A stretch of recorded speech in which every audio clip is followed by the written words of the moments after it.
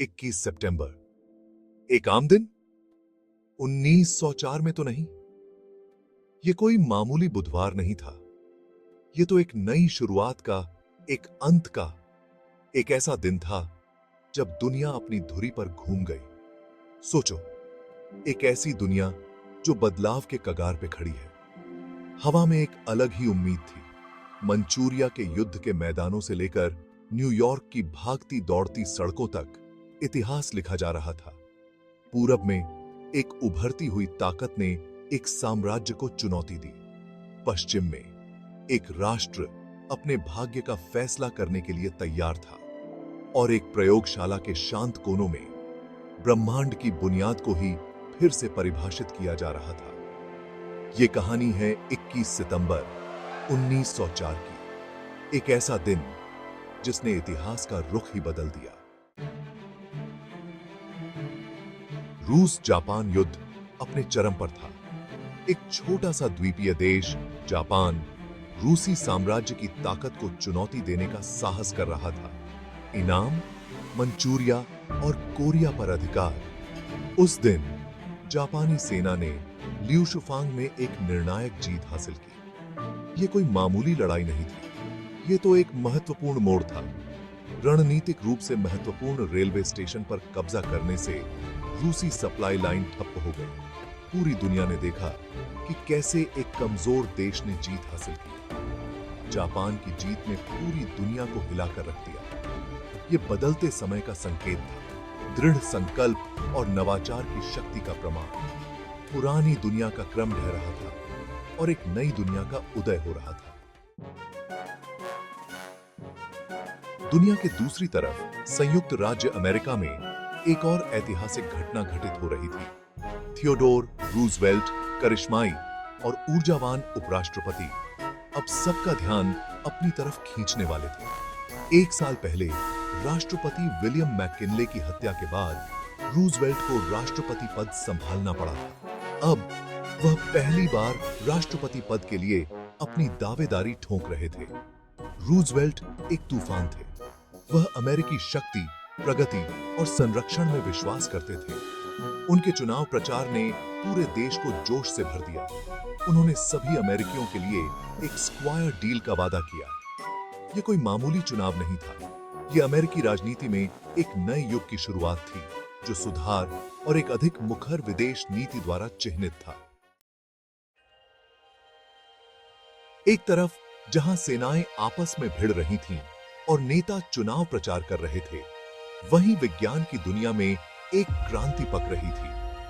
Ernest Rutherford, एक New Zealand में जन्मे भौतिक विज्ञानी, एक अभूतपूर्व खोज के कगार पर थे। वर्षों से वैज्ञानिक रेडियोधर्मिता की घटना से हैरान थे। इसकी प्रकृति क्या थी? इसका कारण क्या था? अपनी प्रयोगशाला में काम कर रहे रदरफोर्ड के पास इसका जवाब था। 21 सितंबर 1904 को उन्होंने दुनिया के सामने रेडियोधर्मी क्षय के अपने सिद्धांत को प्रस्तुत किया। इस अभूतपूर्व सिद्धांत ने बताया कि परमाणु, जिन्हें कभी अविभाज्य माना जाता था, वास्तव में बदल रहे थे और दूसरे तत्वों में क्षय होने पर ऊर्जा छोड़ रहे थे। रदरफोर्ड की खोज विज्ञान में एक बहुत बड़ी घटना थी। इसने परमाणु के रहस्यों को उजागर किया, परमाणु युग का मार्ग प्रशस्त किया।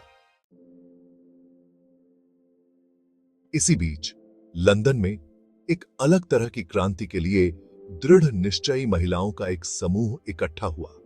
एमलाइन पंकहर्स्ट के नेतृत्व में उन्होंने महिला सामाजिक और राजनीतिक संघ का गठन किया, जिसे सफ्रागेट्स के नाम से जाना जाता है।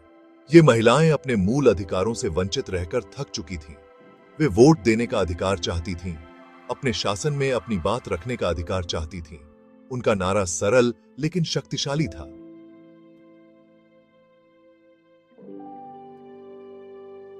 कर्म, न कि शब्द। सफ्रागेट्स निडर थीं।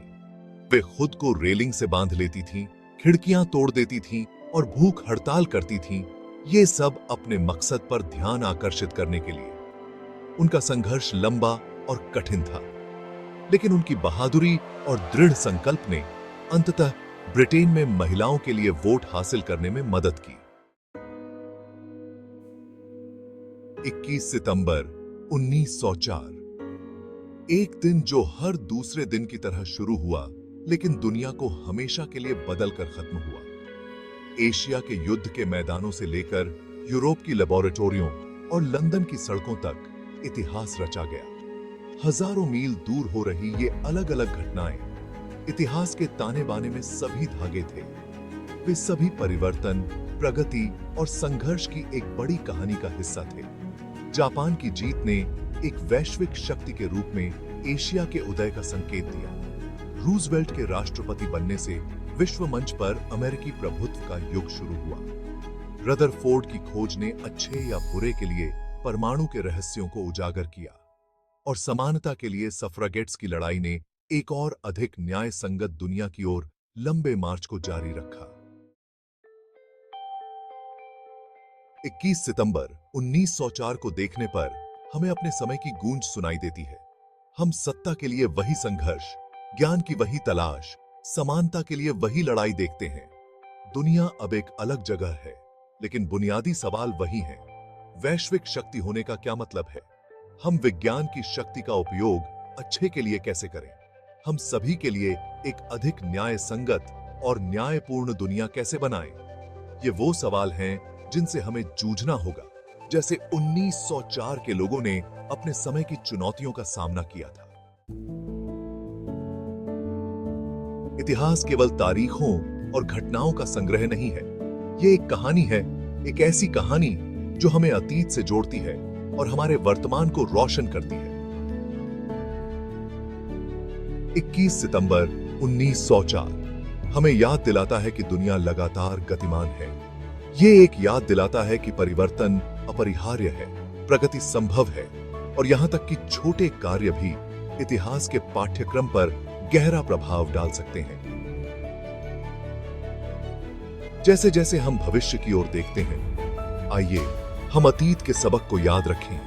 आइए हम बदलाव को अपनाएं, ज्ञान के लिए प्रयास करें और सभी के लिए एक बेहतर दुनिया के लिए लड़ें।